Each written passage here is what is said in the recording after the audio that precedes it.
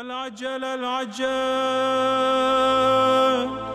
یا مولا یا صاحب الزمان. اب یہی آیت انا للہ کو ہم نے مخصوص کر دیا مردوں کے لیے، لیکن یہ حقیقت میں زندگی کا درس بھی دے رہی ہے.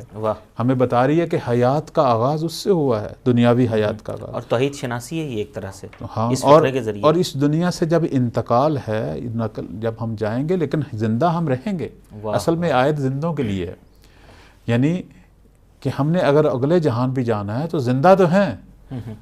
مردہ مرنے کا مطلب فنا تھوڑا ہے، ایک گھر سے دوسرے گھر منتقل ہونا. زندگی ہماری ہمیشہ ہے. یہ تو ہمارے پیغمبر اسلام صلی اللہ علیہ وآلہ وسلم بھی فرما گئے تھے کہ انتم خلقتم للبقاء لا للفنا. اللہ نے تمہیں خلق کیا ہے تو تم ہمیشہ رہنے کے لیے خلق ہوئے. خدا کا رزق ہمیشہ رہے گا، خدا کی یہ تخلیق ہمیشہ رہے گی، کبھی بھی فنا نہیں ہوگے، کبھی بھی ختم نہیں ہوگے. انسان کو فنا نہیں ہے. جو بھی چیزیں جو مکلف ہیں جیسے جنات ہیں، ان کو فنا نہیں ہے، انسانوں کو فنا نہیں ہے.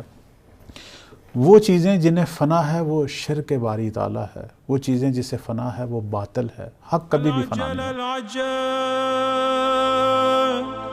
یا مولا یا